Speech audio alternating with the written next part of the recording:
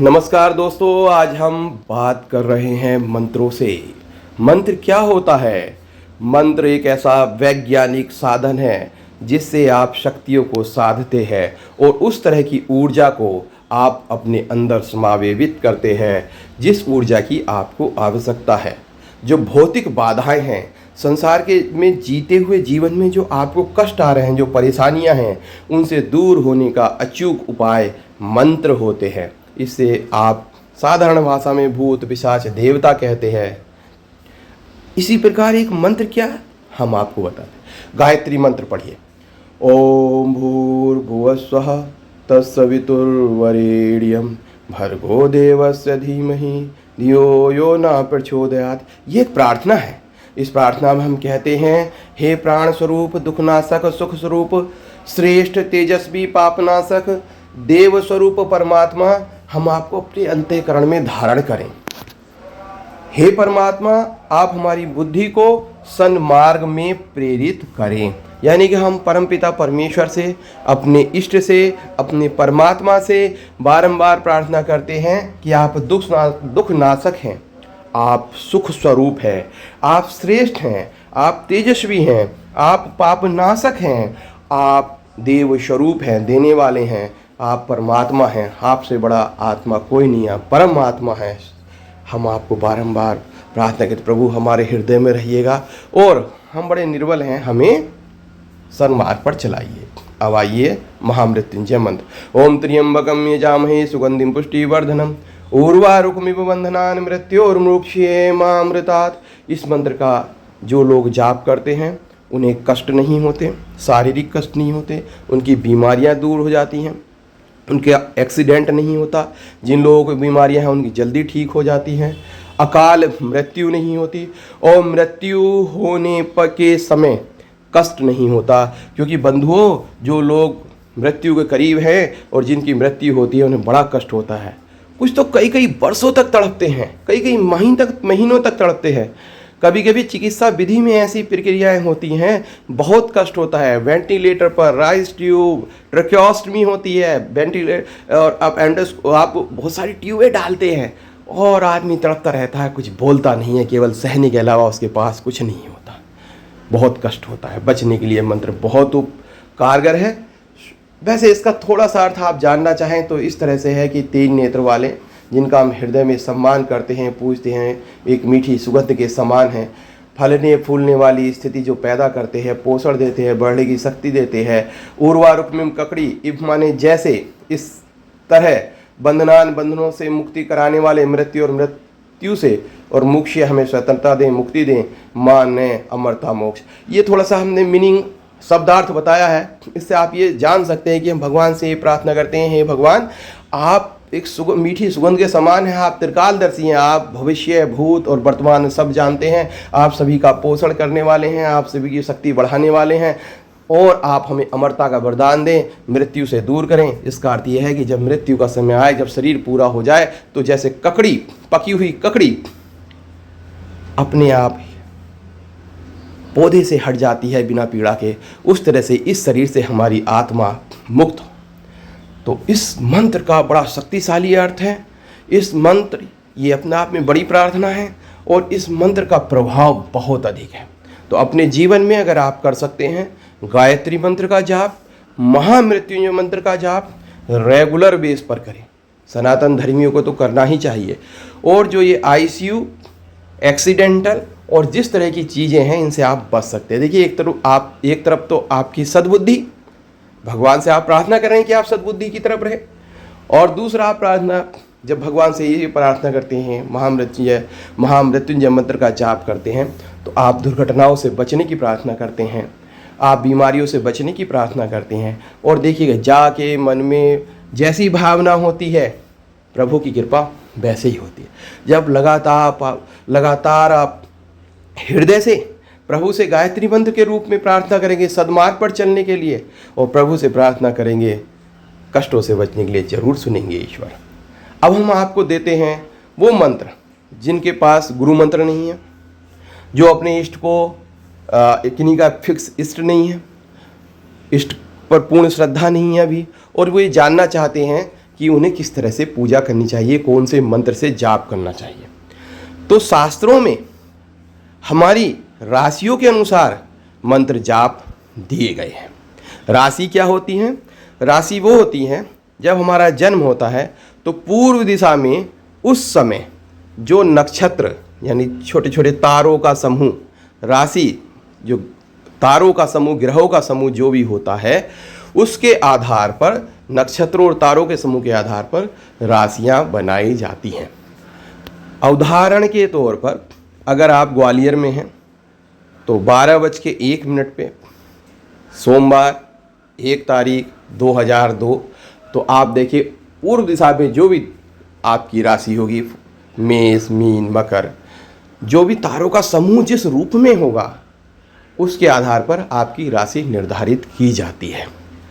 ग्रहों की स्थिति के आधार पर आपकी राशि निर्धारित की जाती है। और ये हजारों हजारों वर्ष पूर्व सनातन धर्मी इसका प्रयोग करते आ रहे हैं। तब टेलीस्कोप नहीं थे।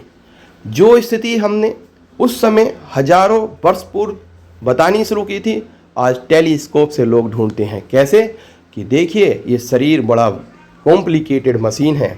इस शरीर में बैठकर हम अध्यात्म के द्वारा अपनी आत्मा की गति से इस शरीर से हम जानकारी जुटा सकते हैं। इस कंप्यूटर रूपी मस्तिष्क से जानकारी जुटा सकते हैं। सूक्ष्म लोक में जा सकते हैं। जो से शरीर जाने में हजारों वर्ष लगेंगे, हम कुछ ही सेकंड में सूक्ष्म शरीर के द्वारा वहाँ की यात्रा कर सकते हैं।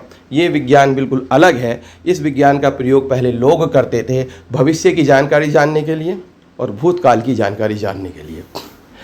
फॉर द एग्जाम्पल आप ये भी देख सकते हैं कि जैसे आप तारे देख रहे हैं तो पास्ट काल की जानकारी होगी, क्योंकि आप हजारों वर्ष पहले तारे अब देख रहे हैं। और जब आप किसी की मृत्यु के बारे में बताते हैं तो ये आने वाले भविष्य की जानकारी हो गई।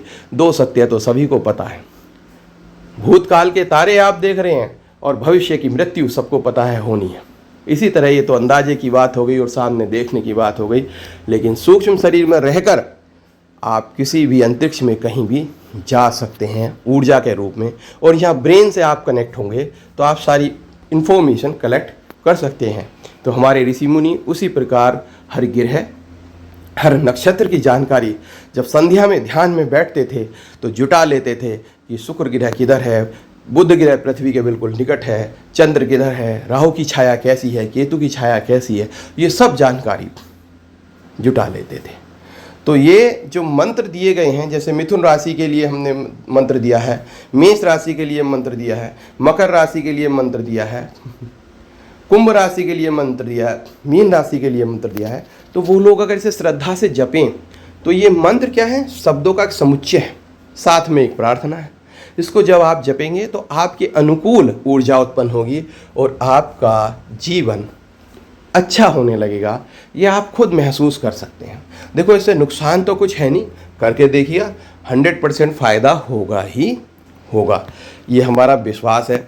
और ये जो वीडियो हमने आप लोगों के लिए बनाई है वो केवल इसलिए ही बनाई है कि हमारे पास इस तरह के प्रश्नों का एक कुछ ना कुछ आता रहता, हम किस तरह से पूजा करें, हम कौन सा मंत्र जपें, किस मंत्र के क्या फ़ायदे हैं, तो वो हमने आपको दिया। हाँ, किसी भी तरह का कोई भी मंत्र आप जपें, कोई भी पूजा करें तो क्षमा याचना जरूर करें। जैसे यहाँ पर हमने आपको एक छोटी सी क्षमा याचना दी है, अभानम न जानामि नैव जानामि विसर्जनम पूजाम न जानामि क्षमश परमेश्वरे मंत्रहीनम क्रियाहीनम भक्तिहीनम जनार्दन यत पूजितम मया देव परिपूर्णम तदस्तु मे। वैसे पूर्ण मंत्र इस तरह भी है, ओम अभानम न जानामि नैव जानामि पूजनम विसर्जनम न जानामि क्षमश परमेश्वर मंत्रहीनम क्रियाहीनम भक्तिहीनम सुरेश्वर यत पूजितम मया देव परिपूर्णम तदस्तु मे। यदक्षर पदभ्रष्टम मंत्रहीनम च यद भवेत् तत्सर्व क्षमताम देव प्रसीद परमेश्वर यस्य स्मृत्या च नमोक्त्या तपोयोग क्रियादिषु न्यूनम संपूर्ताम याति छन्दो वन्दे तमुचितम प्रमदात् कृताम कर्म प्रचेता धीरस्वत स्मरादेव तद्दिष्णु संपूर्ण स्यादि सुरति। लेकिन आप इतना सारा ना पढ़ के केवल यही करिएगा, ये छोटी सी 4 लाइनें पढ़ लीजिएगा। और ये भी नहीं पढ़ी जा रही तो मन में कीजिएगा कि हे प्रभु, न मैं आपको बुलाना जानता हूँ, ना मैं विदा करना जानता हूँ, पूजा करना भी नहीं जानता, कृपा करके मुझे क्षमा करें। मुझे न मंत्र याद है न क्रिया याद है, मैं भक्ति करना भी नहीं जानता, यथासंभव पूजा कर रहा हूँ, कृपया भूल क्षमा करें, इस पूजा को पूर्णता प्रदान करें। और भगवान तो माता पिता हैं हमारे। त्वमेव माता च पिता तुमेव बंधु च सखा तुमेव विद्या तुमेव द्रविण तुमेव। प्रभु सब कुछ हैं, बस आपको क्या करना है, श्रद्धा भाव से जाप करना है, उनका ध्यान करना है और बाद में क्षमा याचना जरूर करनी है। और देखो सबसे बड़ी बात है उसमें क्या कहते हैं, पूजा में कोई चूक हो गई हो तो क्षमा करें, लेकिन आप मुझे क्षमा करें, मेरा अहंकार दूर करें, मुझे अपनी शरण में लीजिए। कुछ लोगों को देखो गलत काम करने का अहंकार होता है, किसी को बल का अहंकार होता है, किसी को बुद्धि का अहंकार होता है, किसी को विद्या का अहंकार होता है, किसी को धन का अहंकार होता है, और भैया पूजा का भी अहंकार होता है। इससे भी दूर रहना चाहिए। अब एक जरूरी बात, आप क्या जानते हैं, जो आदमी जीवन भर जिस स्तर पर जीता है उसके प्राण वहीं से निकलते हैं। जैसे कोई व्यक्ति कामुक व्यक्ति है, उसकी मौत होती है तो उसके प्राण लैट्रिन और बाथरूम के रास्ते से निकलते हैं, टट्टी पेशाब के द्वारा निकल। जब वो मरेगा तो उसके टट्टी पेशाब निकलेगी, आप पहचान जाओगे कि ये आदमी मरा है, ये कामुक व्यक्ति था, इसने जिंदगी भर यहीं से अपना जीवन गुजारा है। तो अपने जीवन को ऊर्जा स्तर को, अपने जीवन के ऊर्जा स्तर को उठाइए। उसको उठाने का सबसे अच्छा रास्ता है हम मंत्र जाप करें और डेली 1 घंटा जरूर दें। सबसे बड़ी बात यह है प्रभु कि आप कुछ भी ना करें तो जैसे जाने या अनजाने ईंधन से यदि अग्नि का स्पर्श हो जाए तो वह भस्म हो जाती है, वैसे ही जानबूझकर या अनजाने में भगवान के नामों का संकीर्तन हो जाए तो मनुष्य के सारे पाप भस्म हो जाते हैं। सो की बात एक, किसी भी तरह से किसी भी रूप में श्री हरि परमपिता परमेश्वर उस ऑल माइटी गॉड का हर समय ध्यान करते रहें। जय श्री कृष्ण।